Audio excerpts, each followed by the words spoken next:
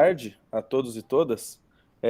Vamos dar início agora ao 49º Seminário da Graduação em Física da UFPR. Espero que estejam todos bem. Hoje o professor será o Dr. Rubens Machado e vai falar sobre galáxias jellyfish em simulações computacionais. O professor Rubens Machado, ele possui graduação em Física com bacharelado e habilitação em Astronomia pela Universidade de São Paulo, em 2003, mestrado em Astronomia pela USP também, em 2006, e doutorado em Astronomia pela USP e pela Université de Province, acho que é na França, né, professor? Em 2010. Desde 2017, ele é professor da Universidade Tecnológica Federal do Paraná, aqui em Curitiba, da UTFPR, e tem experiência na área de astrofísica, extragalácticas e dinâmica de galáxias, atuando principalmente nos seguintes temas, que são simulações de galáxias espirais, simulações numéricas, galáxias espirais, galáxias barradas, aglomerado de galáxias e matéria escura. Com imenso prazer que a gente convida o professor Rubens Machado, obrigado por aceitar o convite, e ele já nos deu uma palestra ano passado, em outubro, e agora eu vou passar a palavra para o professor Rubens, e boa palestra, professor. Muito bem, obrigado, Emanuel. Boa tarde a todos. Vou começar agradecendo o Emanuel e os demais estudantes pela organização do evento. É sempre uma satisfação vir aqui falar para vocês sobre assuntos de astronomia. E esse seminário de hoje vai ser sobre um tópico específico, que são simulações de galáxias jellyfish, né? Já vamos ver o que são essas galáxias. Bom, então eu vou falar para vocês primeiro, né, o que são esse fenômeno de galáxias jellyfish tem a ver com galáxias e aglomerados de galáxias. Então vou começar dizendo algumas características, né, do que são feitas as galáxias e os aglomerados, como que essas galáxias específicas se formam e, em particular, como que são as simulações computacionais que a gente usa para estudar esse fenômeno. Como é que são as ferramentas, né, os cálculos que são feitos e alguns dos resultados que a gente tem obtido recentemente. Então, vamos lá. Primeiro, galáxias. Então, só algumas informações básicas para a gente começar. Tem algumas imagens de exemplos de galáxias espirais, que são o nosso assunto de hoje. Então, tem aqui um exemplo de uma galáxia espiral. Vocês percebem que tem bastante gás no disco da galáxia.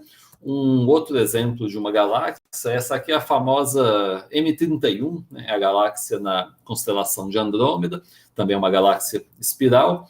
Aqui tem outro exemplo de uma galáxia espiral, essa vista quase de perfil, né? Então, com isso a gente consegue perceber que os discos das galáxias são aproximadamente circulares, mas muito achatados, né? O disco é muito fino, as estrelas estão orbitando, né, aproximadamente num plano. E a gente percebe aqui, então, que tem, além de estrelas, tem uma quantidade, né, considerável de gás e poeira. Essas são as galáxias espirais. Algumas galáxias espirais são barradas, tem essa estrutura retangular no centro da galáxia, a barra. E dá para ver bastante detalhe nessas imagens também, né? Então vocês percebem aqui, né? Tem os braços espirais são onde estão as estrelas mais azuis, que são as estrelas que se formaram recentemente, e de novo também dá para perceber que tem gás entre as estrelas, né? Esse gás, eu estou enfatizando ele porque vai ser aqui um dos protagonistas desse seminário. O gás é de onde as estrelas se formam, né? As estrelas nas galáxias se formam a partir do gás, né? O gás, quando ele é suficientemente denso, suficientemente frio, ele não resiste ao colapso gravitacional e vai ficando cada vez mais denso, e é assim que as estrelas se formam. Bom, então isso aqui é umas imagens de exemplos de galáxias. Tem outros tipos de galáxias, as galáxias elípticas, tem galáxias regulares também, mas hoje a gente vai focar especificamente num efeito que acontece com galáxias espirais. Além das estrelas e do gás no disco da galáxia, existe também o halo de matéria escura. em volta e permeando a galáxia. Mas isso é só para mencionar que existe. Na verdade, hoje a gente não vai falar especificamente sobre a matéria escura, mas ela está lá, né? Tanto nas galáxias quanto nas simulações. Isso é todo um assunto importantíssimo, né, em astronomia extragaláctica. Não tem jeito da gente estudar a dinâmica de galáxias sem matéria escura, mas estou só mencionando aqui. E a gente vai focar hoje nessa parte aqui, que é a matéria bariônica, que são as estrelas e o gás. Sobre o halo de matéria escura, posso falar em alguma ocasião futura. Vocês podem procurar também outros seminários que eu apresentei sobre o assunto. Mas então tem essa componente também. Aí tem um exemplo aqui de uma galáxia que não é a nossa, mas é uma galáxia espiral bastante semelhante à Via Láctea. A gente não consegue observar a nossa própria galáxia desse jeito, porque a gente está imerso nela, mas a gente sabe que as propriedades, o tamanho, características diversas da Via Láctea são mais ou menos similares a uma galáxia desse tipo, incluindo a Barra. E, bom, massas e tamanhos, então é assim, a massa estelar de uma galáxia como a nossa é alguma coisa da ordem de 10 a 11 massas solares, então isso corresponde a alguma coisa aí da ordem de centenas de bilhões de estrelas, e o tamanho de uma galáxia como essa é o raio, bom, depende de como você vê, mas o raio, o diâmetro, é alguma coisa como uns 30 kiloparsecs. Essa unidade é importante, né? É a unidade útil aqui para a escala extragaláctica, o kiloparsec. Bom, então, para ter uma noção das ordens de grandeza, é assim, a distância típica entre estrelas é alguma coisa da ordem de 1 parsec, ou seja, a distância entre o Sol e as suas vizinhas mais próximas, né, as estrelas mais próximas ao Sol, é da ordem de 1 parsec. Aí, a próxima escala, né, relevante aqui, de kiloparsecs, é assim, a distância do Sol até o centro da Via Láctea é de 8 kiloparsecs, né, 8.000 parsecs. Ainda tem um pouco de galáxia depois da gente, não muita, mas então o raio de galáxias espirais é alguma coisa aí da ordem da poucas dezenas de kiloparsecs, para a gente ter noção de tamanho. Ok, aí isso foi sobre galáxias. Agora, a gente vai falar sobre uma coisa que acontece quando as galáxias se movem através de um aglomerado. Então, uma rápida introdução sobre aglomerados de galáxias. Aglomerados de galáxias são isso que o nome indica, né? Se cada galáxia fosse uma ilha, então um aglomerado de galáxias é como se fosse um arquipélago. Aglomerados de galáxias, então como você vê nessa imagem aqui, né? Cada coisa dessas aqui é uma galáxia. Então aglomerados de galáxias tem centenas ou milhares de galáxias. A massa total do aglomerado é da ordem de 10 a 14, 10 a 15 massas solares, e o tamanho típico dos aglomerados é algo como 1 milhão de parsecs, 1 megaparsec, né? Então lembra, cada galáxiazinha tem um diâmetro aí da ordem de dezena de kiloparsecs, e o aglomerado como um todo tem um raio da ordem de 1 megaparsec, né? Então, às vezes nessa imagem pode parecer que as galáxias estão meio perto umas das outras, mas na verdade não, as distâncias, que tem um efeito de projeção, né? As distâncias entre as galáxias são bem maiores do que os tamanhos de cada galáxia individual. Eu disse que a massa do aglomerado é da ordem de 10 a 14, 10 a 15 massas solares. A maior parte dessa massa, na realidade, não é visível, é a matéria escura, né? A matéria escura é uns 80, até mais, 80% da massa total do aglomerado está na forma de matéria escura. O resto são as galáxias e o gás. E é essa componente que a gente vai focar agora, o gás. E assim, tem galáxias, tem matéria escura. Agora, o espaço entre as galáxias não é vazio, não é um vácuo. Tem lá um gás, é um gás muito rarefeito, uma baixa densidade, que a gente já vai ver, é um gás muito quente também. E, curiosamente, tem mais gás do que galáxia no aglomerado. Então, as galáxias são só uns 5% da massa total, enquanto que esse gás que permeia as galáxias, apesar dele ser muito, muito rarefeito, a massa total desse gás é maior do que a soma da massa de todas as galáxias. Isso é meio impressionante. É que os volumes são imensos. né? Mas enfim, então existe esse gás, e esse gás está sendo mostrado aqui com essa cor roxa. Tem duas coisas que estão sendo mostradas nessa imagem, né? São duas imagens sobrepostas. Tem uma parte que é o visível, né? O óptico, a luz visível, que são as galáxias. Ok, você está vendo aqui. E esse roxo, ele representa o gás, é uma observação em raio-x. Esse gás, que a gente chama, é o gás do meio intra-aglomerado, por ser muito quente, ele está totalmente ionizado.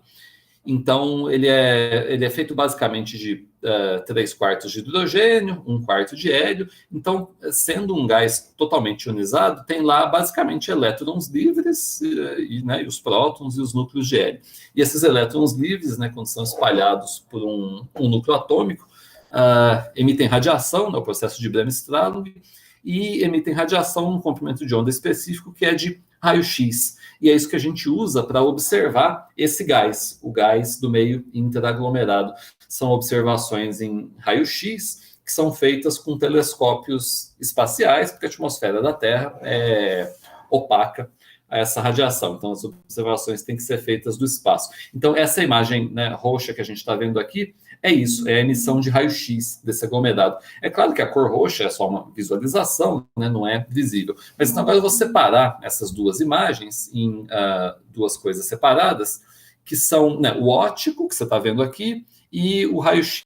Então, repara agora, tirando, né, uma de cima da outra, então agora ficou essa parte amarela, que é o óptico, e a parte roxa, que é o raio-x.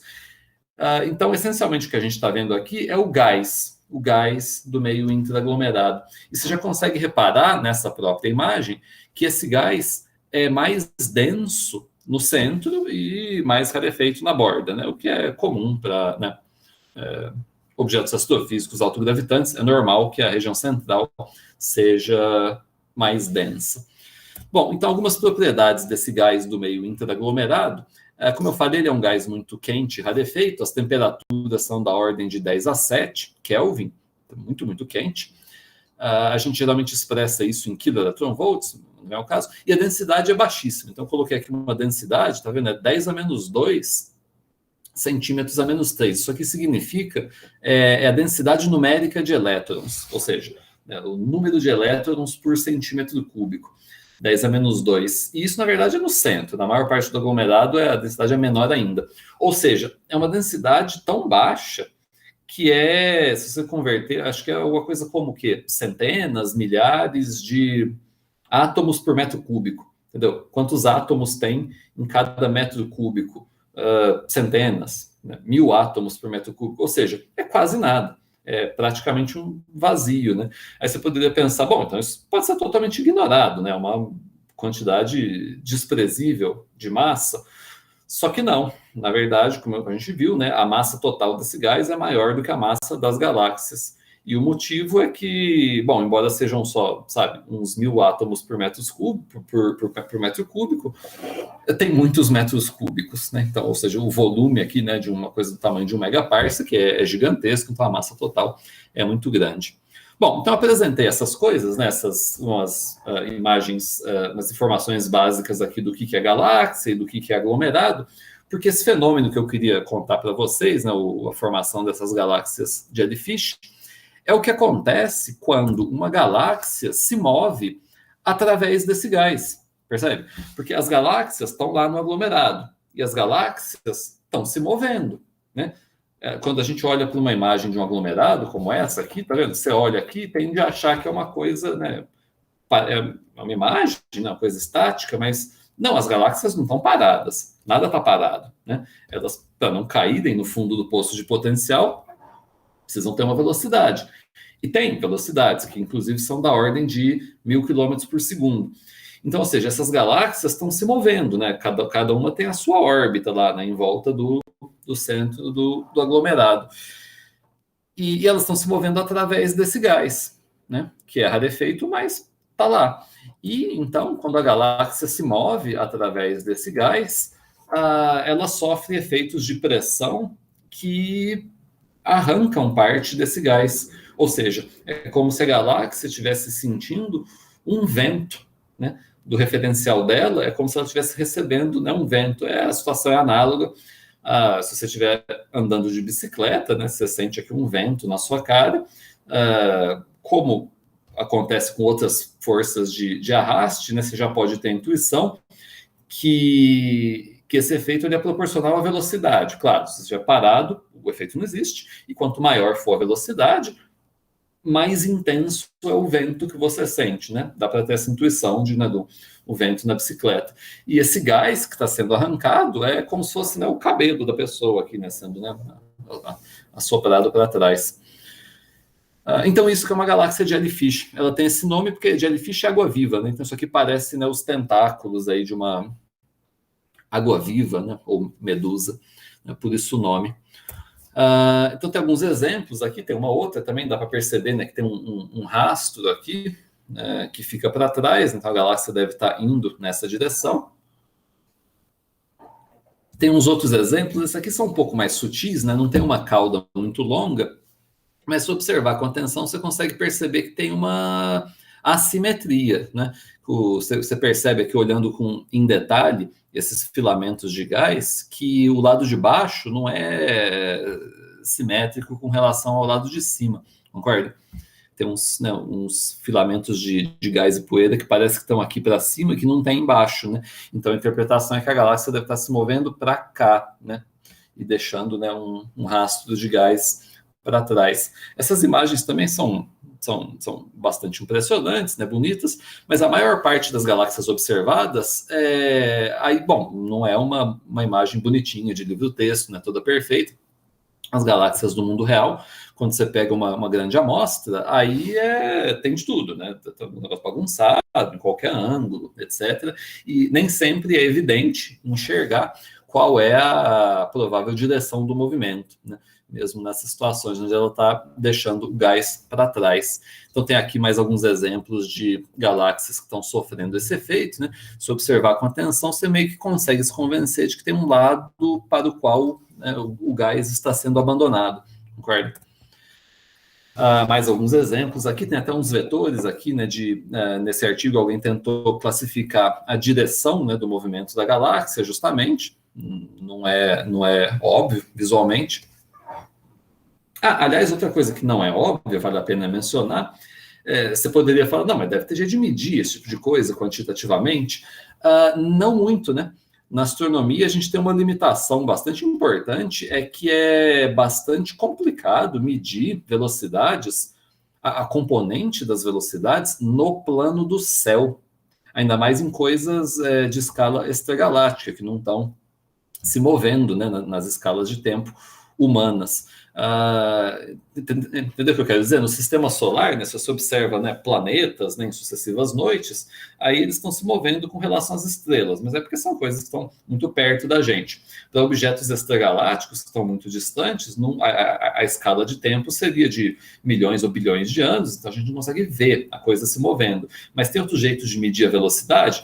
Tem jeito de medir a velocidade, mas na linha divisada, né? Para isso serve o efeito Doppler. O efeito Doppler nos permite medir velocidades, e com bastante boa precisão, inclusive, mas apenas a componente da velocidade na linha divisada, né? Aproximação ou afastamento.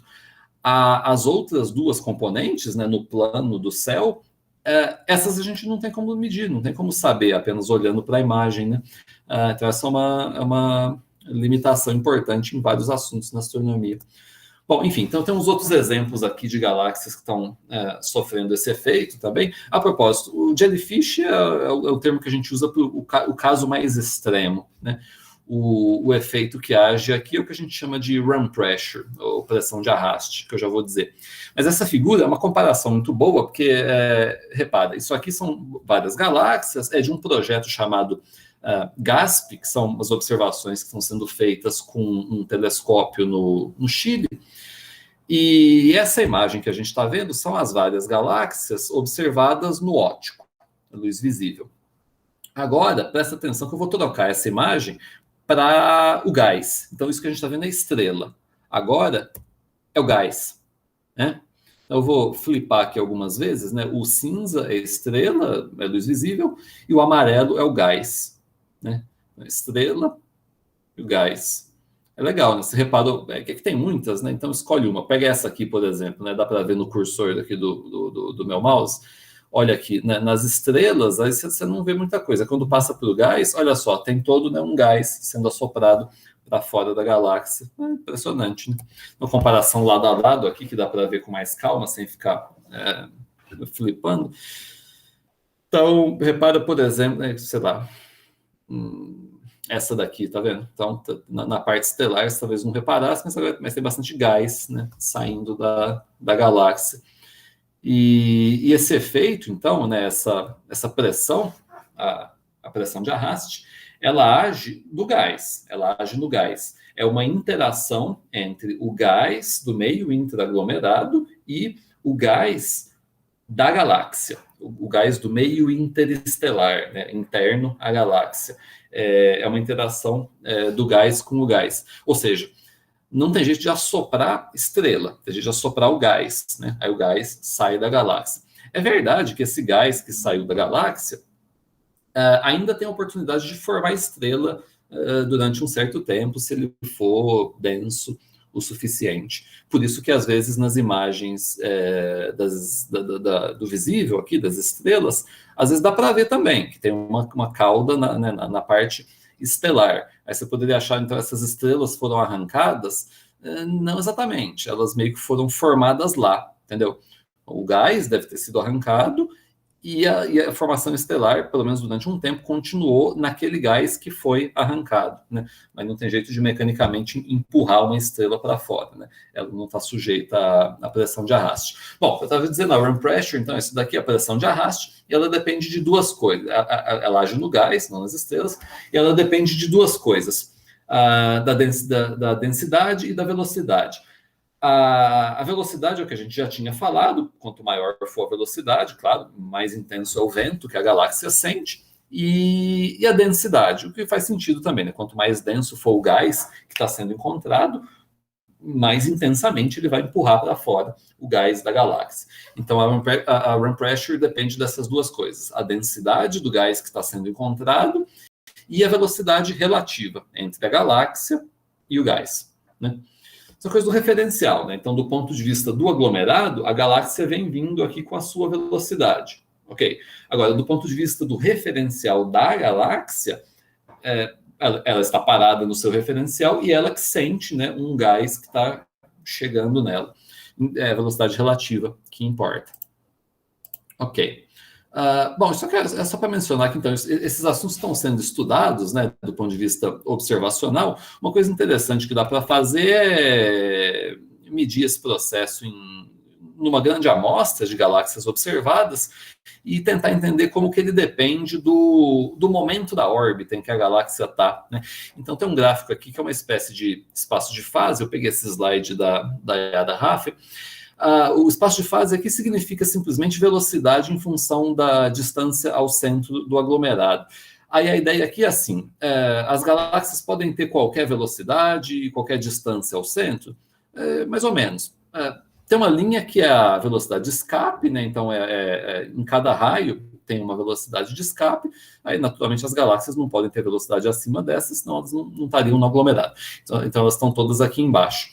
E aí tem uma espécie de trajetória aqui que é como se fosse, imagina uma órbita, para ser mais simples, uma órbita radial, né? Uma galáxia que começa na borda do aglomerado, atravessa o centro do aglomerado e digamos que oscila assim, né?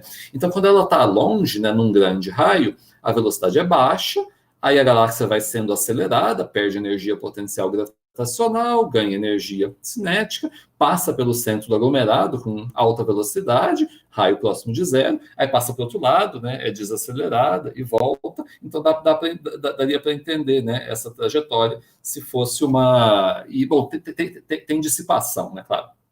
Está atravessando um gás, não volta, né, não é um oscilador harmônico. Mas... Então, daria para entender essa órbita, se ela fosse uma órbita radial. No caso geral, né, as órbitas não vão ser perfeitamente radiais, mas vão ter alguma componente da velocidade que a gente mede, que é a velocidade na linha divisada, e a distância ao centro também não é tridimensional, o que a gente mede é a projeção no plano do céu. né? Enfim, então isso está sendo estudado, né, em vários aspectos observacionais, mas na verdade o que eu queria falar para vocês mais era do aspecto não observacional, mas computacional, né?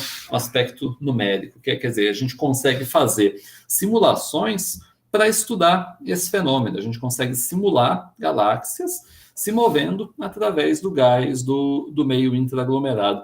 Então, antes de mostrar resultados dessas simulações específicas, deixa eu dar uma ideia, pelo menos superficial, de como são as contas que estão sendo feitas, né? O que está sendo calculado nessas simulações, né? Então, são simulações hidrodinâmicas e de N-corpos, porque o que a gente está calculando são basicamente duas coisas. Primeiro, a gravidade, né? E as interações hidrodinâmicas do gás. Então, a ideia é assim, é uma coisa de cada vez. Primeiro, a parte da gravidade. A parte gravitacional é relativamente mais simples de entender, eu já falo, mas a ideia básica é assim, é pegar a massa de uma galáxia, que são, né, as componentes, a matéria escura, as estrelas e o gás, representar essa massa através de partículas, né? E atenção, partículas aqui não tem nada a ver com as partículas elementares da física. Não, é partículas do ponto de vista computacional, são massas pontiformes, né? Massa m, né? Discretizando a massa.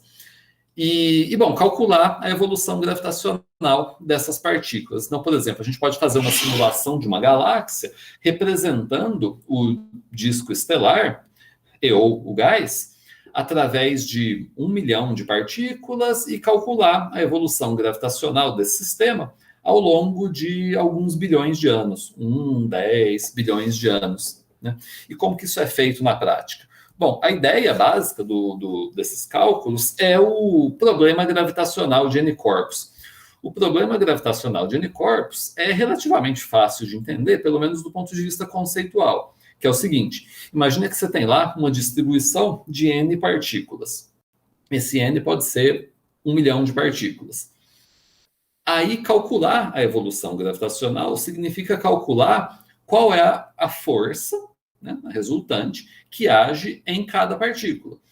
Então, você tem essa partícula preta aqui, qual é a resultante nela? Olha, é a soma da força exercida por essa partícula e essa, e essa, e essa, e essa. Então, se você souber todas as forças, né, que todas as n-1 partículas exercem nela, é só somar tudo, né, vetorialmente, né, tem 3 dimensões, x, y, z, somar tudo, agora você tem a resultante, que age nessa uma partícula.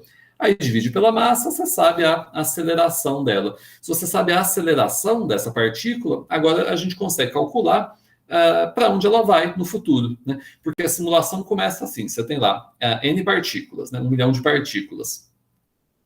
Para cada uma dessas partículas, cada uma delas tem a sua massa, ok? Cada uma delas está numa posição, né, com coordenadas x, y, z, e cada uma delas tem uma velocidade inicial, Vx, Vy, Vz. Isso é o ponto de partida, as condições iniciais, e está lá distribuído de um certo jeito. Então, se a cada instante você souber calcular qual é a força, portanto, a aceleração em cada partícula, agora você sabe, né, durante um intervalo de tempo dt, qual será a nova velocidade da partícula e para onde ela terá ido, qual vai ser a nova posição. E aí, repete tudo de novo, né? Essa é a evolução temporal, né, da gravitação do sistema.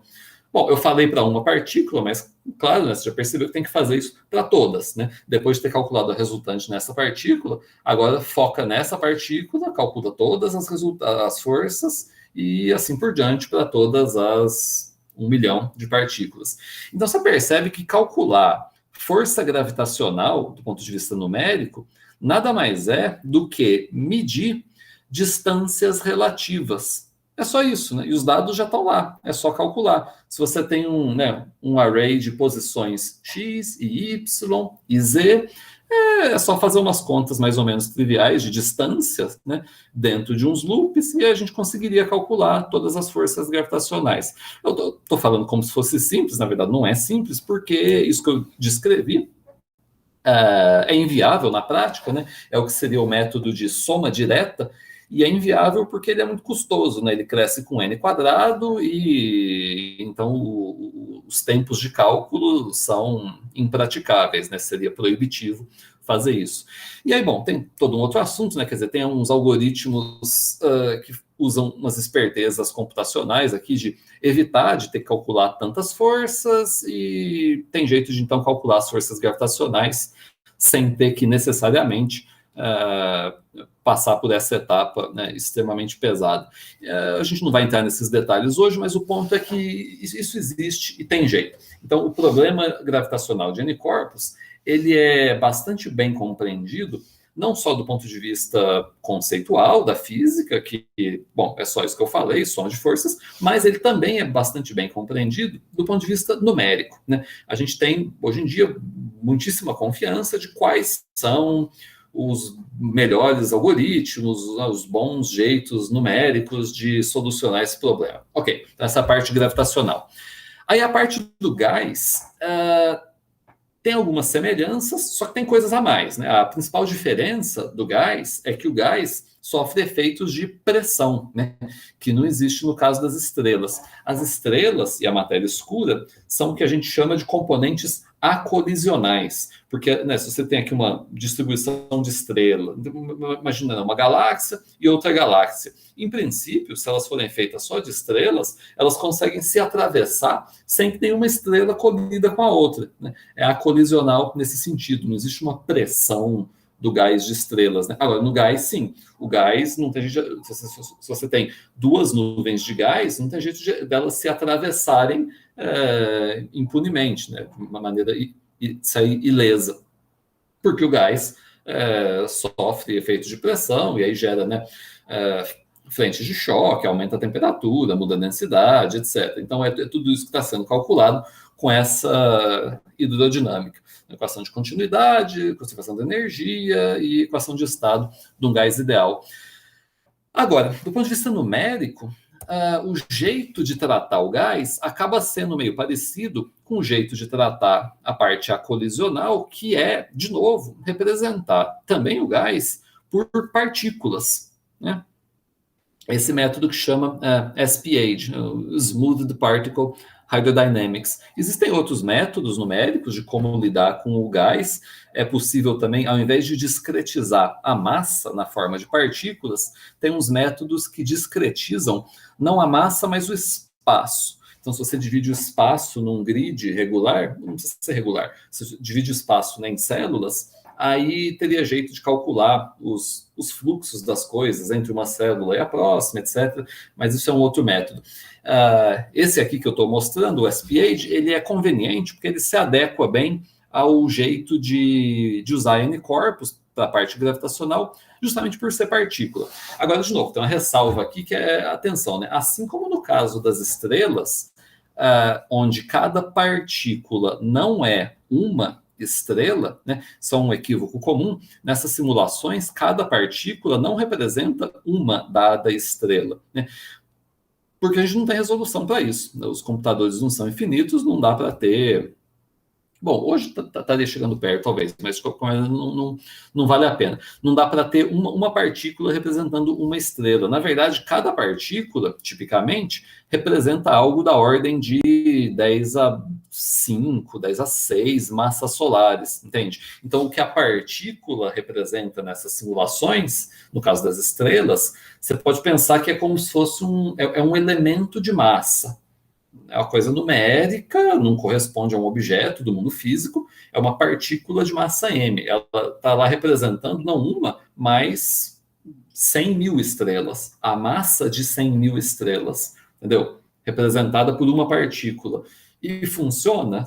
Surpreendentemente funciona, porque, né, tem tanta estrela na galáxia que mesmo nesse nível aparentemente grosseiro de resolução, dá para fazer análises, né, muito precisas assim mesmo. Bom, e o gás é a mesma coisa. Cada partícula de gás não tem nada a ver com moléculas, né? Então, as partículas de gás aqui estão, sabe, estupendíssimas ordens de grandeza acima disso. Não se trata de, né, esses pontinhos aqui, não são as moléculas de um gás. Cada um desses pontos, cada uma dessas partículas representa, da mesma forma, centenas de milhares de massas solares de gás. Então, de novo, é um elemento macroscópico, bastante macroscópico, inclusive, de massa. É um elemento de massa representando uma massa considerável. Bom, mas aí no caso do gás, tem uma diferença adicional, que é a seguinte. Como lidar com a densidade, né? Porque vai precisar de densidade e temperatura do gás. E qual é então, quer dizer, a gente está usando uma coisa discretizada, que são pontos, né, partículas, para representar algo que deveria ser mais ou menos contínuo, né? O gás do meio interestelar. Aí você poderia se perguntar, então qual é a densidade do gás, né, em cada ponto?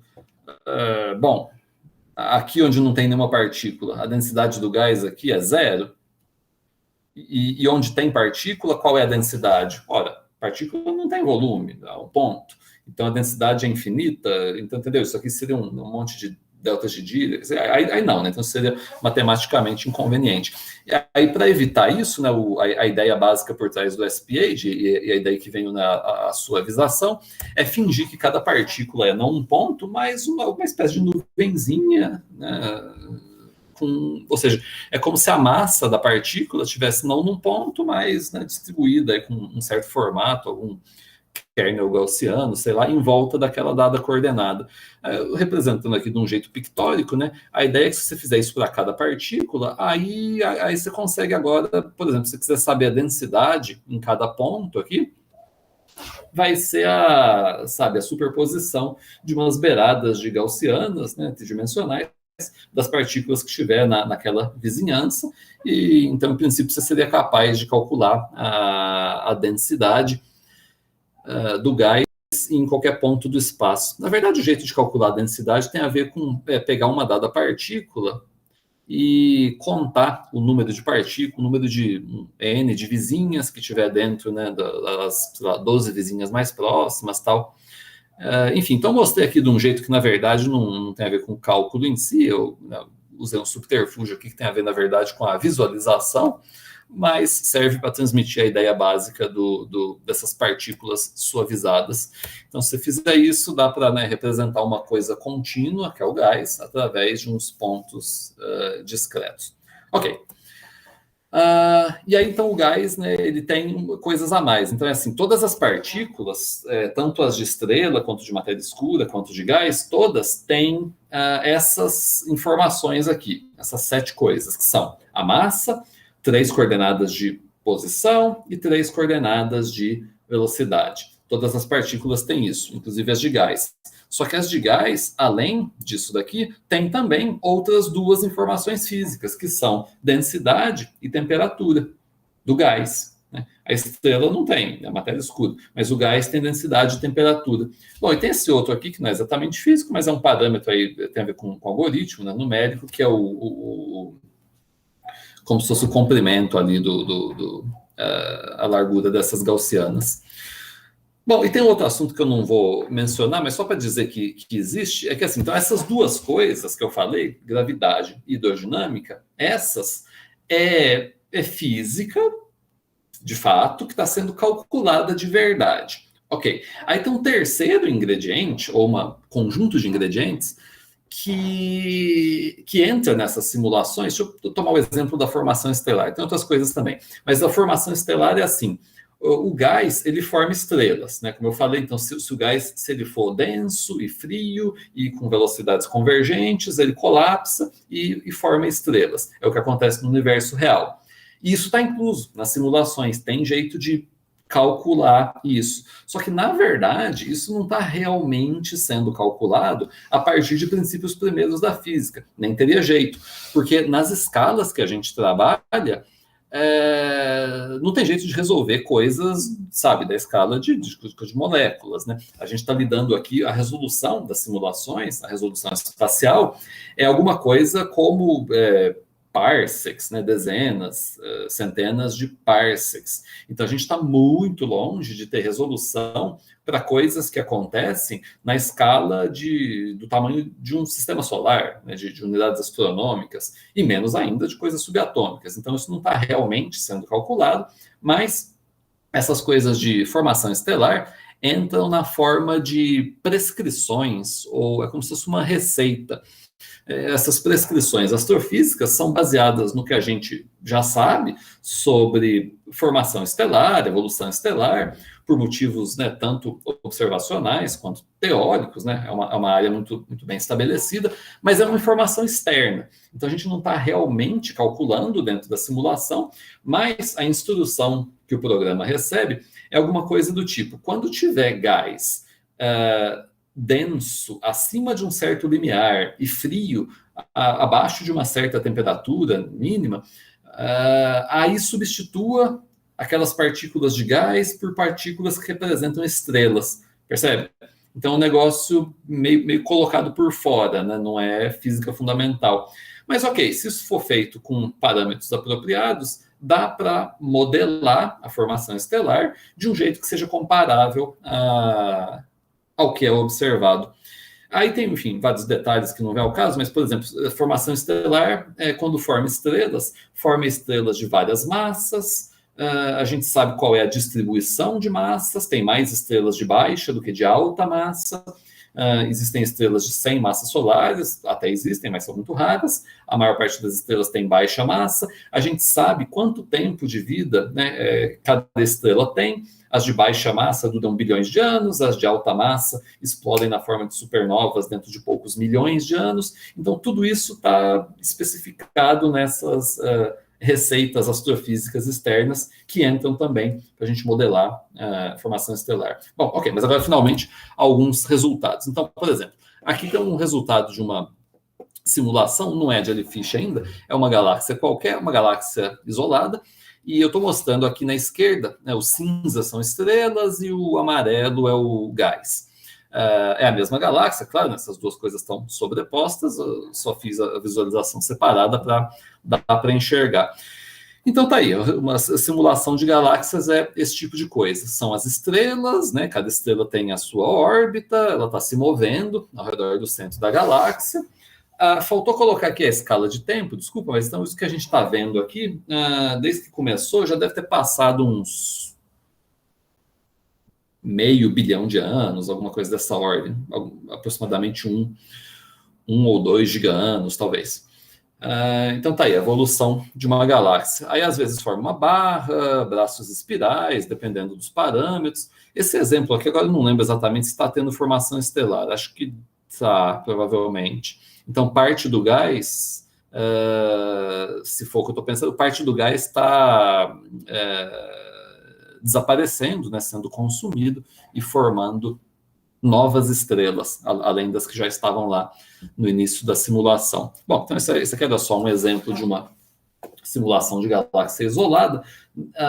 E só um último detalhe aqui do aspecto técnico, a gente tem feito no nosso grupo aqui essas simulações usando o Santos Dumont, que é um dos maiores supercomputadores do Brasil, está localizado lá no Laboratório Nacional de Computação Científica, que fica em Petrópolis. Está aqui uma foto dele, né? O Santos Dumont é esse supercomputador que usa chapéu, e tem uns 30 mil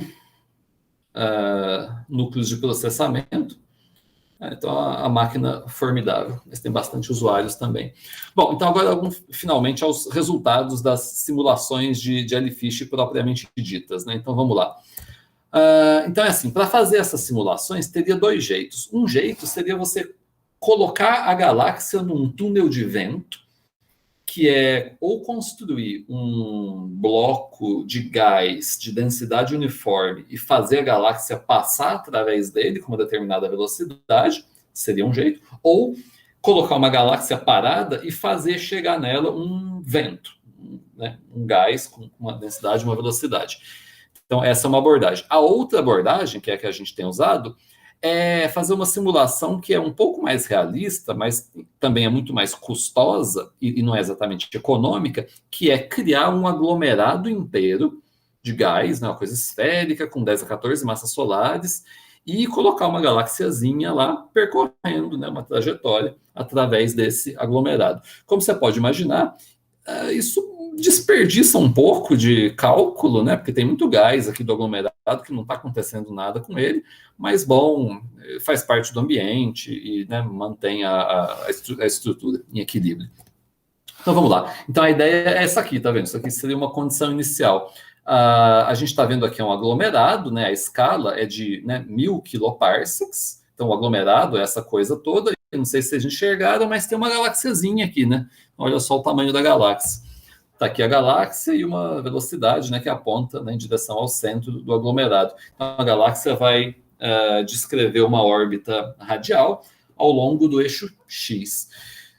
Isso aqui é o trabalho de uma aluna de mestrado, a Caroline Oliveira. Essa aqui é uma simulação recente que ela rodou no Santos Dumont, que é exatamente isso, a galáxia passando através do aglomerado.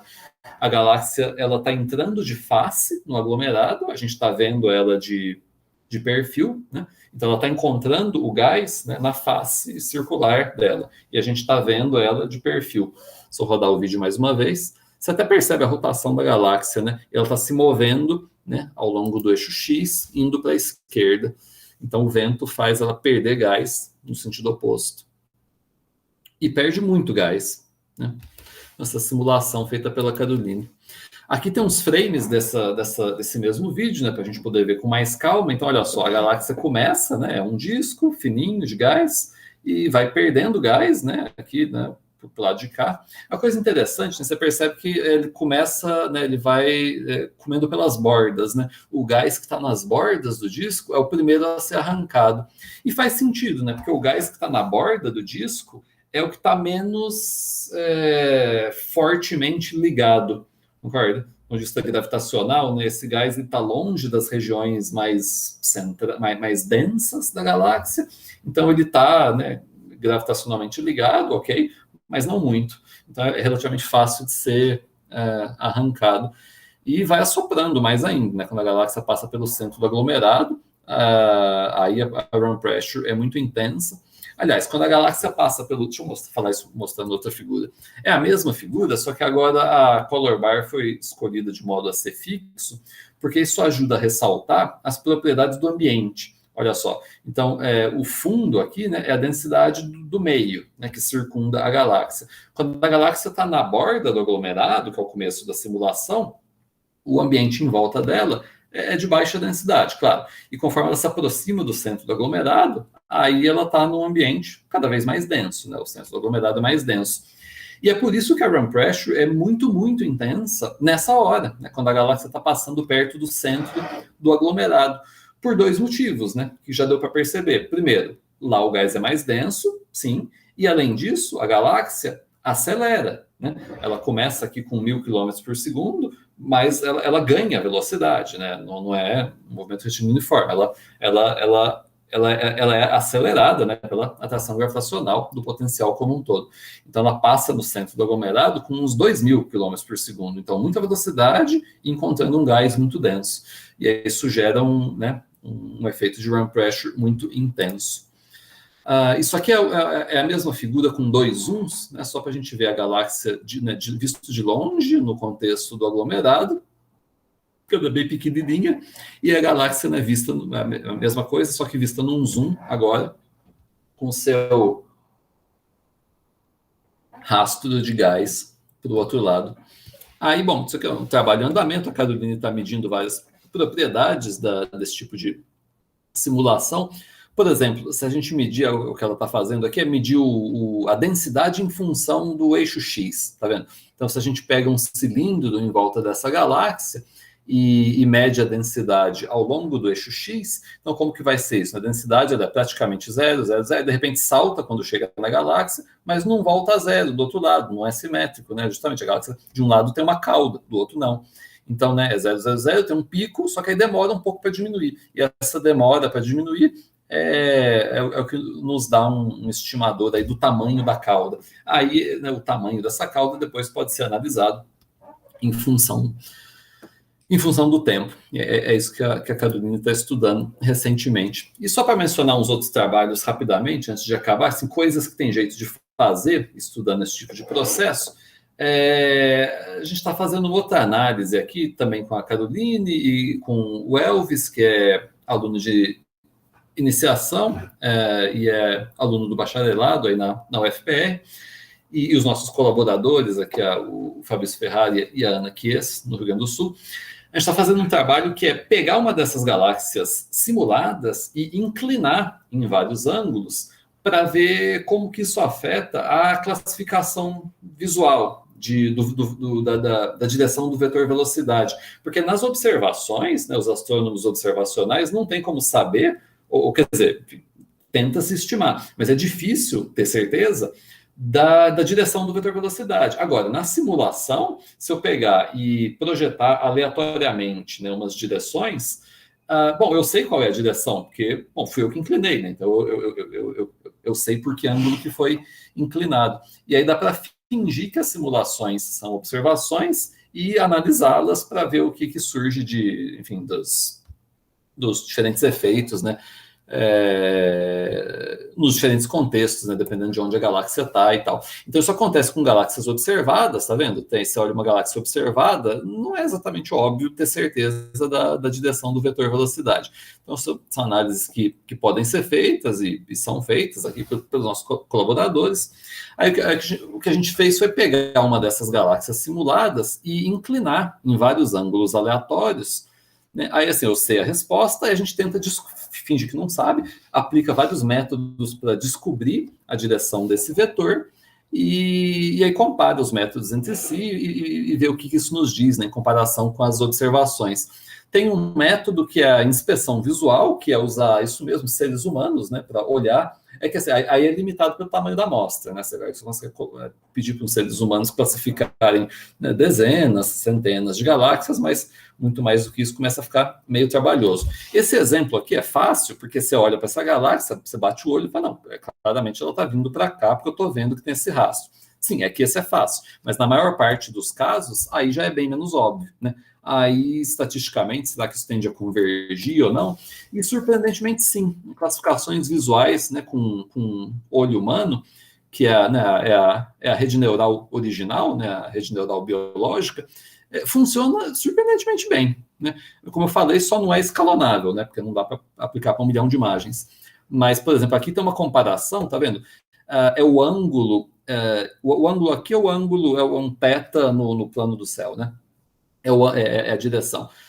É um ângulo estimado por 2 classificadores humanos em comparação com o ângulo real, né, a resposta que é conhecida.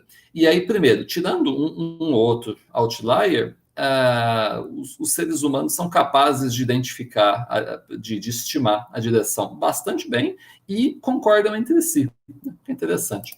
Aí tem um outro método, que é usando um algoritmo desenvolvido pelo um dos nossos colaboradores, para outros fins, na verdade, mas que fornece umas informações que são úteis para esse projeto também, que é usar o offset entre o pico de luz e o centro de luz da galáxia. Aí agora, a ideia é assim, eu pego essa simulação e meio que salvo num formato que é o formato de arquivo geralmente usado pelos astrônomos observacionais. Então a gente trata a nossa galáxia simulada como se fosse uma observação astronômica, né? Dá até para degradar a resolução, etc. Aí a ideia aqui é a seguinte, né? O que é o pico de luz? É o pixel mais brilhante da imagem, só isso. Então, ou a região aqui, então, digamos que seja aqui, o pico de luz. E o que é o centro de luz? É como se fosse o centro de massa. Só isso.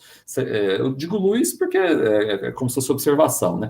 Mas então, onde que estaria o centro de massa de um corpo assim, né? Ele está no lugar mais denso? Não, o centro de massa depende do resto da distribuição. Então, digamos que o centro de massa estivesse aqui. Então, percebeu a utilidade disso, né? Se a coisa for perfeitamente simétrica, o centro de massa coincide com o lugar mais denso. Enfim, mas se tiver um lado assimétrico, aí o centro de massa é puxado para aquele lado e o offset entre o pico e o centro de massa, ou luz no caso, é uma indicação serve para estimar o vetor velocidade. Interessante. Aí, de novo, comparando esse método com, né, aplicando isso para uma centena de galáxias simuladas, na verdade é a mesma, né, inclinada com 100 inclinações diferentes, comparando com a resposta verdadeira, também dá um acordo bastante interessante. O terceiro método, esse eu vou falar rápido, isso aqui foi implementado pelo Elvis, e é o método de redes neurais, redes neurais, de fato, né, o jeito computacional. Aí a ideia é assim, dar uma amostra de treinamento onde você diz para o algoritmo, está aqui umas imagens, mas está aqui a resposta também. Né? Então, está aqui as imagens das galáxias e o valor correto do ângulo do vetor velocidade. Aí a rede neural aprende com essa amostra de treinamento, aí a gente dá a amostra de verdade, a que é para ser realmente analisada. É outra, né? E ela consegue, surpreendentemente, também recuperar bastante bem esses ângulos. E, por último, tem um outro método que também foi implementado pelo Elvis, que é essa transformada de Radon.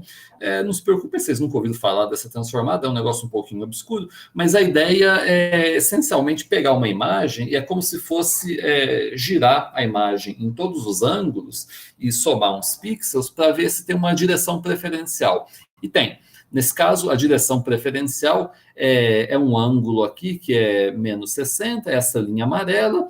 Então, isso encontra automaticamente para centenas ou milhares de imagens, né, qual que é a direção preferencial da galáxia. Mas o que a gente quer não é essa linha amarela, na verdade é a linha branca, e tem duas opções, né, para lá ou para lá.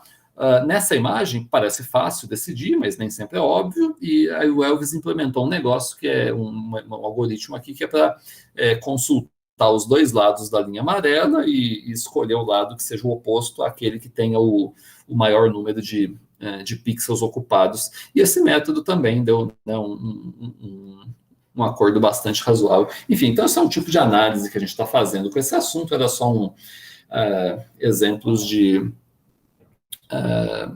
estudos que dá para fazer com esse tipo de simulação de galáxia Jellyfish. Uma penúltima coisa, rapidamente, isso aqui é um outro assunto que a gente tinha estudado, também tendo a ver com galáxias Jellyfish no ano retrasado, que é o seguinte, aglomerados de galáxias às vezes colidem entre si. Né? Então, veja, não estou falando de colisão entre duas galáxias, é a colisão de um aglomerado de galáxias com outro aglomerado de galáxias. Pode parecer uma coisa extrema, né, excepcional, mas é normal, isso acontece o tempo todo, tem muitos aglomerados de galáxias que estão colidindo entre si, de fato é assim que eles se formam, né, através de fusões com outros aglomerados menores, e às vezes acontece, isso sim é um pouco raro, às vezes acontece de ter uma colisão quádrupla, né, de 4 aglomerados de galáxias que estão vindo aqui, né, para formar um superaglomerado. Então, tá vendo? Nessa imagem aqui, isso é um aglomerado de galáxias, isso é outro, e isso é um grupo, mas um grupo é um aglomerado pequeno. Então, é como se tivesse 4 aglomerados de galáxias vindo colidir. Aí, o que a gente fez para estudar esse aglomerado foi o seguinte. Primeiro, eu fiz uma simulação só com os aglomerados, né? Esses 4 aglomerados vindo colidir. Aí, para criar a condição inicial, eu fiz um negócio interessante aqui, que é assim, né? Eu coloquei 4 partículas apenas nas posições que são o centro desses 4 aglomerados, e aí calculei a órbita dessas 4 partículas 5 giga-anos, não para o futuro, mas para o passado, né? Invertendo o sinal da força gravitacional. Então, eu pego onde os aglomerados estão hoje, finge que a força gravitacional é repulsiva, aí, em vez de se aproximarem, eles se afastam, aí durante 5 giganos, aí para. Aí onde eles estiverem 5 giganos atrás, agora eu uso isso, que é essa configuração, como a condição inicial da simulação de verdade. Aí a simulação de verdade, você fala, mas vai só voltar onde estava, né? Não serviu para nada. Não, mas é que a simulação de verdade não são 4 pontos. Aí no lugar desses pontos, aí eu coloco um aglomerado propriamente dito, com o seu gás e o seu halo de matéria escura, né, são objetos extensos, né, não são pontos. Aí agora, cada um dos 4 aglomerados é representado por 1 milhão de partículas de gás, 1 milhão de partículas de matéria escura. Aí sim, aí roda a simulação, eles vêm para colidir, e começa a gerar uns choques aqui, né? Então, aqui as cores representam o gás e as curvas de contorno são a matéria escura. Além disso, a gente também faz um mock de raio-x, assim, a gente tenta emular como que a nossa simulação seria observada por um telescópio de raio-x. Né? Então, a nossa simulação é um negócio teórico, né? São as partículas de gás, elas têm a sua densidade, têm a sua temperatura. Ok.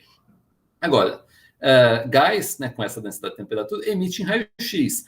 Então, a gente pode calcular qual é a emissão de raio-x. Além disso, dá para levar em consideração também as características do detetor, né, desse telescópio de raio-x, que é o XMM. Aqui na direita tem uma imagem que é uma imagem real, é uma observação, né, verídica desses 4 aglomerados vistos em raio-x pelo XMM, que é um telescópio espacial.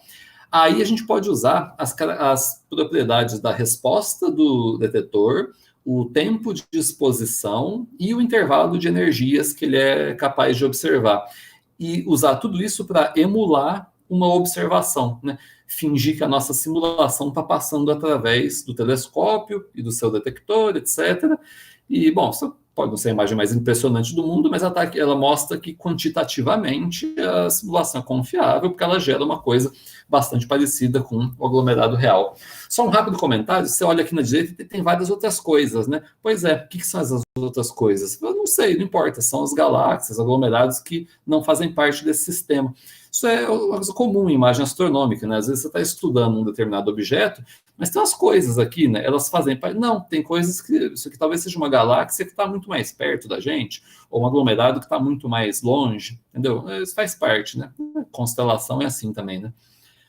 Mas enfim, então aí nesse aglomerado com os 4, né? Então para que tudo isso? Né? O que isso tem a ver com jellyfish? Aí o que a gente descobriu, o Rafael Ruggiero em particular, fez essa análise e a ideia é assim, né? Do ponto de vista de cada aglomerado, né? Cada um desses 4, né? No referencial dele, ele vê os outros 3 aglomerados se aproximando dele, concorda? Cada um dos 4 vê isso, né? Outros 3 se aproximando dele. Ou seja, você estando nesse aglomerado, você vê um certo gás, né? 3 coisas, um certo gás com uma certa densidade, uma certa velocidade se aproximando de você. Então, essas cores aqui representam a run pressure, né? A pressão de arraste. Aí o que a gente descobriu dessa análise do Rafael é que tem grandes descontinuidades na pressão de arraste. São saltos aqui de ordens de magnitude, de diferença, né? Daqui para cá, essa diferença de cor. E para que tudo isso? Aí a conclusão final é a seguinte: a gente tem, esse aglomerado, ele tem muitas galáxias de jellyfish que estão se movendo por aí. Aí a conclusão interessante foi a seguinte: essas galáxias de jellyfish, especificamente, parece que não estão distribuídas de maneira perfeitamente aleatória. Elas são encontradas preferencialmente perto dessas descontinuidades de run pressure.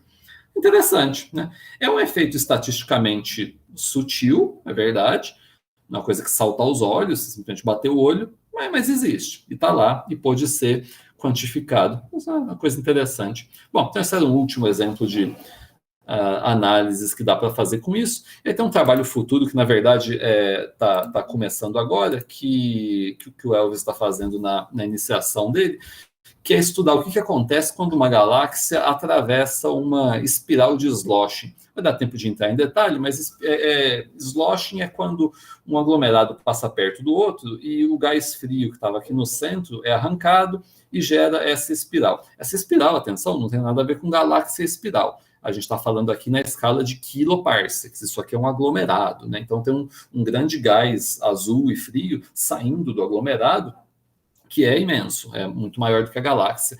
Aí a questão é o que acontece se uma galáxia, né, for varrida por esse gás, né, se ela atravessar esse braço de gás frio. Então é isso que o Elvis está em vias de estudar na iniciação, vai ser passar uma galáxia através dessa espiral de sloshing para a gente estudar os efeitos de como que isso afeta a formação estelar, a perda de gás, etc. Bom, tem um assunto que eu vou pular aqui que não vai dar tempo, mas depois vocês procuram, e também é melhor vocês verem os vídeos no computador de vocês, aí a resolução fica melhor, mas depois procurem essa simulação aqui, a Illustres TNG. Bom, esse trabalho não é nosso, né? Isso aqui é feito por outras pessoas, mas eu coloquei aqui no final porque era só para mencionar que essas galáxias de Jellyfish ocorrem não apenas num setup que foi feito para estudá-las, né, de um aglomerado isolado e a galáxiazinha passando aqui, né, a gente construiu para isso, mas elas aparecem também espontaneamente nas grandes simulações cosmológicas. Simulações cosmológicas são simulações de formação de estrutura do universo como um todo, etc. Vou passar rápido que não vai dar tempo, mas enfim, elas surgem. Então, acontecem, né, espontaneamente galáxias Jellyfish em simulações cosmológicas, e isso é um assunto que existe. Então, teve esse artigo recente onde estudaram justamente isso, né, essas galáxias Jellyfish que ocorreram espontaneamente nas simulações cosmológicas. Depois procurem lá, Illustres TNG, que chama. É um grupo internacional, um consórcio que fez é uma das maiores simulações que existem hoje em dia, cosmológica. E é isso. Então, de assunto, de conteúdo, era isso que eu tinha para falar. Se vocês me permitem uns 30 segundos de últimas informações para concluir. Primeiro, quem quiser estudar sobre o assunto, né, ou pelo menos conhecer quais são os tópicos que existem na astronomia extragaláctica, eu gosto de deixar como referência esse livro do Peter Schneider, chama Extragalactic Astronomy and Cosmology, um livro muito bom.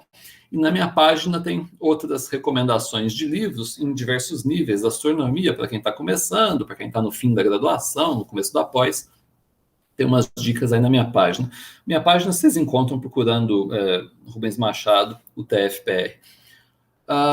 Tem outra coisa interessante na minha página. Isso aqui é um workshop que a gente fez em fevereiro de 2020, né, antes da pandemia. E na minha página tem um PDF lá, que é um tutorial prático de primeiros passos para fazer esse tipo de simulação com o qual a gente trabalha. Então, se alguém tiver interesse, pode dar uma olhada lá e me perguntar se tiver dúvidas ou interesse.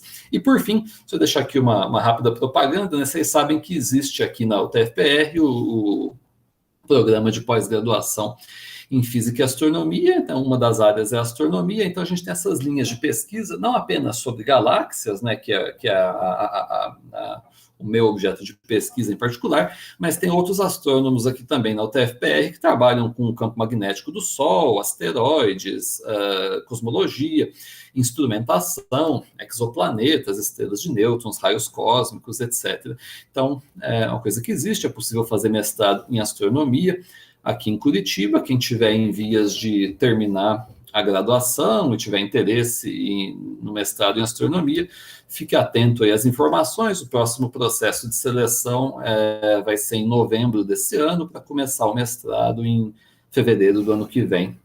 Bom, então, agora sim eu termino, vou parar por aqui. E bom, lembrando, né, quem tem interesse, né, em pesquisa em astronomia, não só na pós-graduação, como na iniciação científica, né, bom, vocês devem imaginar, né, que o trabalho do astrônomo consiste não tanto em, né, olhar para o céu à noite, mas em programação, né, então fazer pesquisa científica não só na astronomia, né, em várias outras áreas da ciência também, mas na astronomia posso afirmar com mais certeza, fazer pesquisa hoje em dia é escrever código, né? Então está aqui o Starter Pack, né, de quem estiver interessado, né, em pesquisas científicas nessas áreas, que são, primeiro, usar Linux, claro, segundo, linguagem de programação, hoje em dia Python, né, é uma das mais usadas, e claro, né, LaTeX, para a gente apresentar nossos resultados. Mas falando sério, essas são as ferramentas básicas, né, para atuar na área, não tem como fugir de programação hoje em dia. Agora sim, eu paro por aqui. Obrigado pela atenção, pessoal. Desculpa ter extrapolado nos últimos minutinhos aí. Não, sem problema, professor. Excelente palestra. Obrigado por dispor o tempo aí e fazer a palestra para a gente. Tem algumas perguntas aqui no YouTube, e quem quiser ainda fazer mais perguntas, acho que dá tempo, sim. Vou começar pela pergunta da Carol. Ela pergunta assim, eu vou completar essa pergunta também, uma curiosidade minha. Essas simulações levam muito tempo? O quão próximo do problema real é possível chegar e qual o limite do cálculo computacional? Aí eu tenho a minha pergunta que eu faria, acho que talvez é Python a linguagem que você usa, mas gostaria de saber se o senhor programou já em alguma outra linguagem, além de Python. Mas, enfim, a pergunta da Carol é essa. Sim, boas perguntas. Então, na prática, assim, tem diferente. Deixa eu fechar esse negócio que está ficando hipnotizante aqui, está distraindo a gente, né? Peraí, deixa eu pelo menos sair desse slide. Ok. Eu me distraí aqui com o negócio na minha cara. Não, mas enfim, o quanto tempo dura as simulações, né? Pois tem diferentes escalas, né? Então, assim, tem certos testes preliminares que a gente até consegue fazer num computador comum, em cima da mesa, mas é meio que pouca coisa, na verdade. Então, é só para, enfim, estabelecer como é que as coisas funcionam. Aí assim, tem simulações que são pequenas, mas você precisa fazer muitas delas. E tem simulações que são grandes, e aí basta rodar algumas, né, quando você chega no melhor modelo. Mas, enfim, colocando números, sei lá, tem coisas que você conseguiria fazer em poucas horas, dentro de um dia, num computador comum, mas isso é tipo teste preliminar, e aí as simulações mais para valer mesmo, aí é normal que dure muitos dias em supercomputadores com dezenas, centenas de processadores. Peraí, tinha mais pergunta aqui que era mesmo? Era se... Em relação ao quão próximo do problema é possível chegar e qual o limite do cálculo computacional? Isso, pois é, a questão talvez seja assim, como que compara isso com a realidade, né? Se quanto mais preciso, melhor fica. Aí, mais ou menos, quer dizer, tem uma coisa que a gente sempre tem que ter... Oi? Desculpa, mas eu posso talvez emendar a próxima pergunta da Carol, que é, vocês comparam essas simulações com os dados experimentais? Isso, pois é, boa pergunta. Justamente, né? Tem dois aspectos, né? Assim, tem simulações que são feitas especificamente para modelar um dado objeto, entendeu? Então, às vezes você fala, não, eu preciso entender o que está acontecendo neste aglomerado de galáxias, como que ele veio a ficar assim. Então, pode ser um aglomerado que está sofrendo uma colisão estranha, ou que tem propriedades que não são compreendidas. Aí você fala, não, eu pretendo modelar esse objeto. Aí sim, aí é uma comparação um para um, né? Aí você tenta obter o melhor modelo possível e refinar os parâmetros para que, né, você obtenha, né, a mesma temperatura, o mesmo tamanho, a mesma orientação, etc.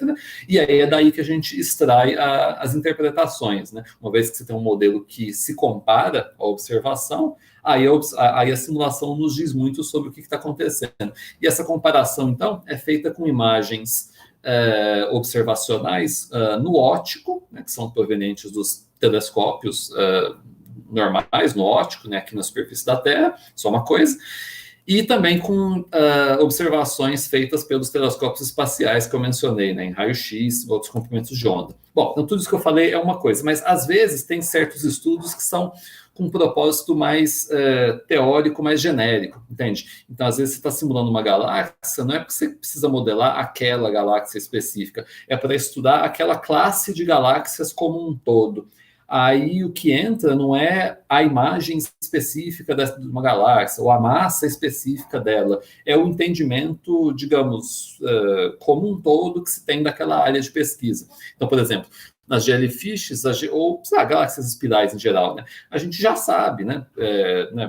Por causa, né, do que se sabe ao longo das últimas décadas, quais são as massas típicas de galáxias espirais, qual é o conteúdo de gás, quais são os tamanhos, quais são as taxas de formação estelar, etc. Aí não interessa uma galáxia específica, mas a população como um todo. Aí a gente pode focar num trabalho teórico, computacional, que explora esses parâmetros todos, tendo em mente, claro, né, os intervalos mais ou menos plausíveis do que já se sabe observacionalmente Aí a pergunta de o quão próximo chega da realidade, aí assim, né? A gente sempre tem que ter em mente, ao fazer essas simulações, o que a gente chama de teste de convergência, né? Que é o seguinte, então digamos que eu fiz a simulação com 10 a 5 partículas. Aí se eu fizer com 10 a 6, vai mudar radicalmente? Se sim, então temos um problema.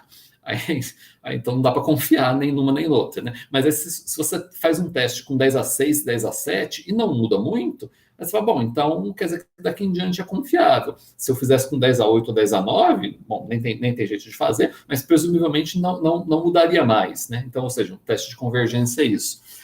Agora, com o passar dos anos, né, vai tendo, né, computadores melhores, etc., vai tendo jeito de incluir cada vez mais processos físicos complicados, entende? Então, não é que uma dada simulação vai ficando cada vez mais próxima da natureza, quanto mais partículas você colocar, né? É que com mais poder computacional passa a ser possível simular coisas que antigamente não tinha jeito de simular. Então, por exemplo, hoje em dia, e isso na verdade não depende só de hardware, né? Depende dos algoritmos também. Mas hoje em dia tem jeito de simular grandes volumes do universo contendo gás e processos físicos de formação estelar, e supernovas e buracos negros, etc., que não tinha jeito de simular antigamente. Primeiro, porque os computadores não eram bons o suficiente, não dava para ter resolução tão boa, mas também porque não tinha ainda a implementação de algoritmos tão bons quanto tem hoje em dia. Desculpa, falei demais, né, porque é uma pergunta, mas só para terminar a última coisa, a linguagem de programação. Você perguntou, eu falei que Python é muito usado. Sim, então hoje a gente usa muito Python. Na realidade, para fazer os cálculos mais pesados, esses códigos aqui foram escritos em C, na realidade. Porque o Python, vocês sabem, né, não é uma linguagem compilada, né, para coisas muito pesadas, acaba não tendo jeito. Então, uma mistura dessas coisas. Mas para as análises mais de a última camada de análise, que é fazer as figuras, as visualizações, etc., o Python é o mais usado. Uhum. Legal. Professor, tem mais algumas perguntas aqui. Por exemplo, a Carol também. Quando as colisões acontecem e os componentes das galáxias não se desfazem, ela usou aspas no desfazem. Então a pergunta eu vou repetir de novo. Quando as colisões acontecem, os componentes das galáxias não se desfazem? Não sei se entendi exatamente, mas talvez a ideia seja... Oi. Posso explicar? Claro. Que assim, você disse que as galáxias elas colidem, né? E uma coisa que eu já vi outras palestras também que falavam isso, e uma coisa que eu sempre senti muita dúvida é se, tipo, por exemplo, imaginando, tem um sistema solar, essas estruturas que tem dentro da galáxia, elas não se desfazem quando tem essa colisão? E se entendi. elas não se desfazem, como que é possível? Porque eu imagino que é bastante caótico, né? Quando acontece uma colisão, assim. Sim. Então, a resposta é não. Não acontece nas escalas de sistemas planetários. Com certeza não acontece nenhum problema. As galáxias, né, elas...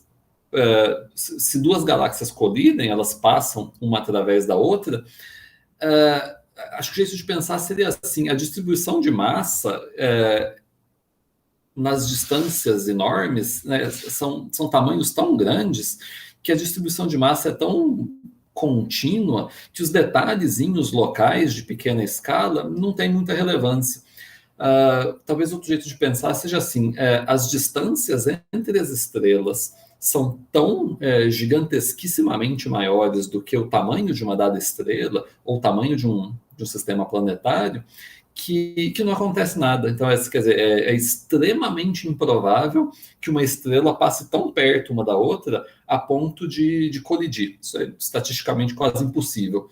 Bom, não é proibido, né? Então, mas é ridiculamente improvável. E a probabilidade de duas estrelas passarem tão próximas a ponto de perturbar a dinâmica do sistema planetário, bom, imagino que seja um pouquinho menos minúscula, mas ainda assim é uma probabilidade muito pequena. Então, sei lá, tô chutando números na minha cabeça, mas das 100 bilhões de estrelas da galáxia, eu ficaria surpreso se alguns poucos sistemas planetários fossem perturbados gravitacionalmente. Então é isso, nas escalas pequenas não acontece nada relevante. Agora, as estrelas como um todo se redistribuem, sim. Então, as galáxias, elas não são tão preenchidas, assim, porque eu imaginava que elas fossem, tipo, com muitas coisas, sabe? Muito densa, com vários objetos junto. Eu não pensava que elas eram assim. Pois é. Mas é isso, as distâncias entre as estrelas são enormes, né? Então, o que mais tem seria, né, esse espaço vazio. Com a diferença, né, que na verdade, quer dizer, esse espaço ele é vazio de estrelas, né? Então, tá aqui uma estrela, até ter a outra estrela é um abismo gigantesco. Só não é vazio no sentido de vácuo, né? Porque tem o gás do meio interestelar. Aí esse gás ele também é muito rarefeito, mas ele está lá. Aí quando duas galáxias colidem, né, uma estrela não bate na outra. Mas esse gás que permeia, né, entre uma estrela e outra tem um gás, aqui também. Aí esse gás, quando ele se encontra, aí isso gera choques, esse gás fica mais denso e por causa disso, por causa de ter ficado denso, né, no momento da colisão das duas galáxias, geralmente tem surtos de formação estelar, porque gás denso gera novas estrelas. Aí, isso sim, aí esse é um efeito super importante que acontece quando galáxias colidem. O gás chocado dá origem a surtos de formação estelar, né? Surgem novas estrelas, e é por isso que galáxias, né, irregulares, né, quando estão colidindo, geralmente tem muita estrela jovem, estrela azul se formando. É interessante. Então as coisas são maiores do que eu imaginava. Eu não tinha essa dimensão aí, não. Eu achava que era um pouco menos. Ô, Carol, você fez uma pergunta dizendo esses filamentos são partes da galáxia? Foi a primeira pergunta que você fez, né? Uhum. Eu acho que se você puder explicar qual filamento foi. Quando ele estava falando das jellyfishes, ele falou dos filamentos, né? E a minha dúvida foi se, tipo, aquilo também. Obviamente que é parte da galáxia, né? Mas se existe alguma formação de estrutura ali ou se só são os gases que vão ficando para trás. É isso que eu quis dizer. Sim. Bom, talvez tenha ficado mais claro nos vídeos que vieram depois, mas sim, é uma coisa, é um gás que fazia parte da galáxia e está sendo perdido, né?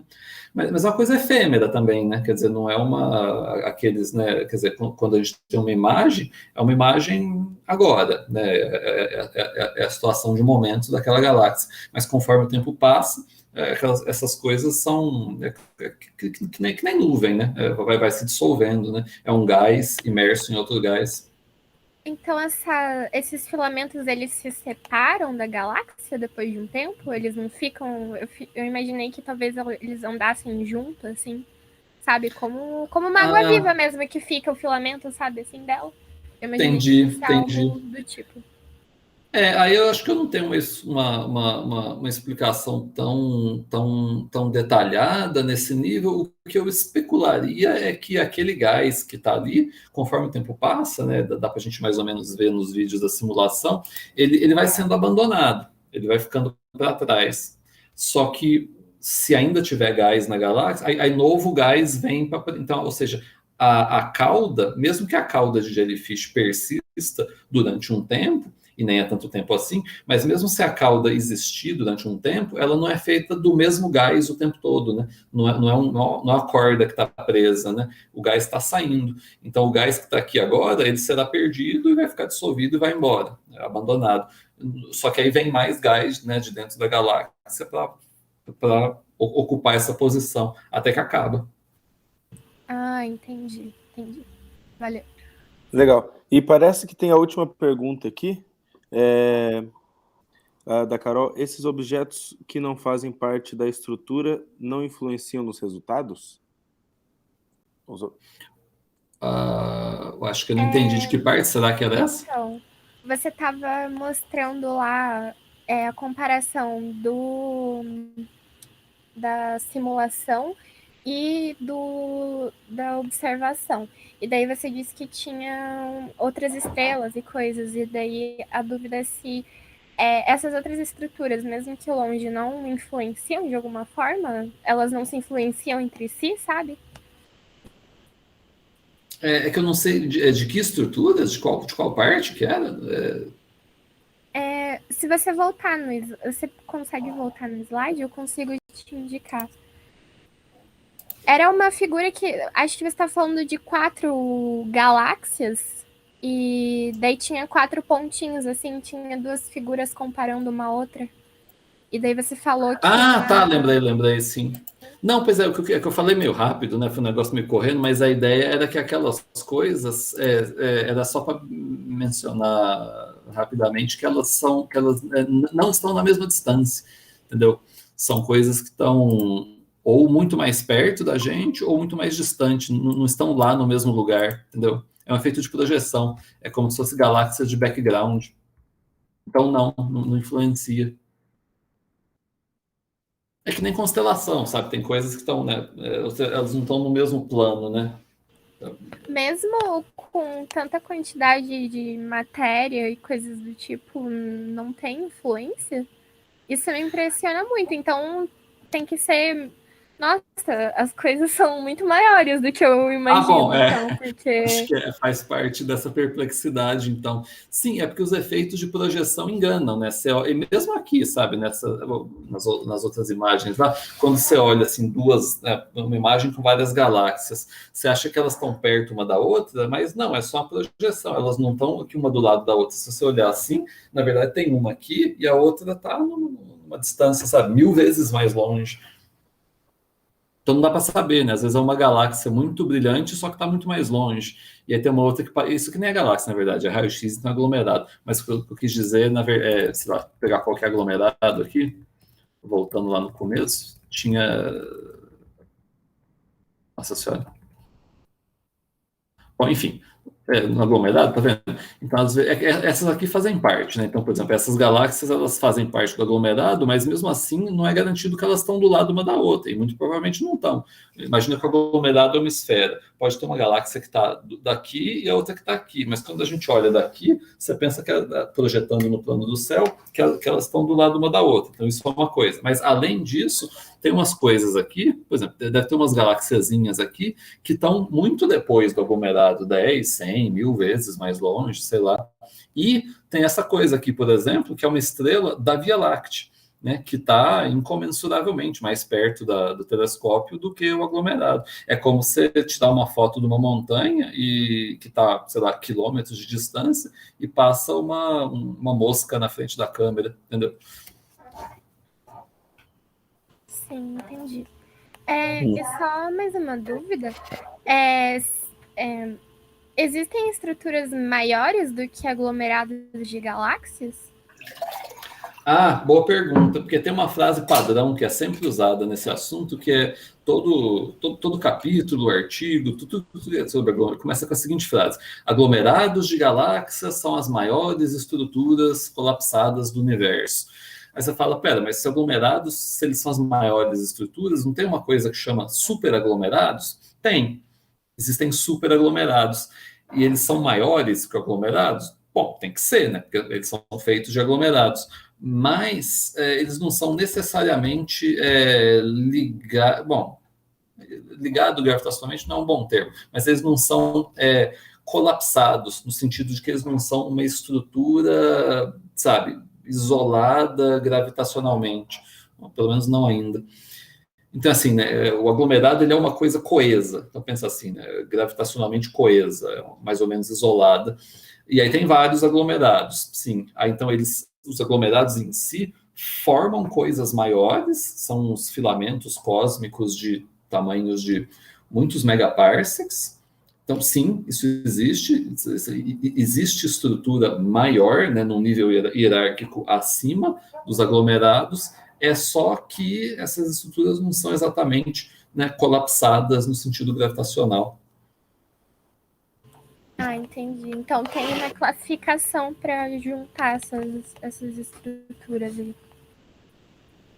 Eu achei que era só por, sei lá, tipo, Sol, estrela com estrela, daí, sabe, formam a galáxia, daí galáxias com galáxias formam aglomerados. Eu não sabia que tinha classificações assim. Interessante. Isso. Professor, eu tenho uma última pergunta. É mais curiosidade, assim. Existe uma linguagem de programação chamada Julia, né? Que ela, de ser um pouco mais rápida que Python, acho que tão rápida quanto C, né? Que estão usando ultimamente ali no FPR para mexer com certas coisas que precisam de bastante computação, né? Igual esse trabalho também. E o pessoal aí na UTF-PR estão pensando em migrar para o Julia, trabalhar com Julia e tal? Ou não? Ah, bem lembrado. Eu sei que existe, mas eu pessoalmente não fui atrás de aprender ainda. Tá? Então não sei dizer exatamente quais são as vantagens, as perspectivas, mas é um nome que tem surgido de fato, né, recentemente. Uhum. O que está na boca do povo é que assim, ela é rápida como C, mas é intuitiva e a sintaxe é fácil como Python, né? E a ideia de ter várias bibliotecas e tal, né? De baixar, enfim, é o que estão dizendo, assim, mais ou menos. Sobre... Soa promissor. Então. Uhum. Legal. Bom, professor, acho que ninguém mais tem pergunta aqui no YouTube, né? Acho que ninguém tem mais. E muito obrigado pelo senhor ter vindo de novo aqui. A gente gosta bastante, né, desse tema, né, que inclusive é um tema que não tem na UFPR. Então, quem está em Curitiba e quiser estudar astronomia, simulações de galáxias, acho que tem que ir até a UTF-PR. E quando se aparecer alguma coisa interessante aí, nova, e o senhor quiser apresentar para a gente, por favor, mande um e-mail para a gente. A gente tem um prazer em escutar esse seminário que o senhor aplica para a gente. Perfeitamente. Eu que agradeço. É sempre um prazer vir aqui falar para vocês de astronomia e sigo à disposição. Legal. Então, muitíssimo obrigado, professor. Muitíssimo obrigado ao pessoal também que está aí. E vai ter a gravação fica no YouTube lá. Beleza? Ótimo, obrigado. Então, encerramos assim a 49ª Seminário da Graduação em Física da UFPR. Uma boa tarde a todos e a todas e até o próximo. Que, se não me engano, vou pegar a data aqui, dia 19 de agosto, uma quinta-feira. Eu esqueci quem é o professor que vai palestrar, mas haveremos palestra.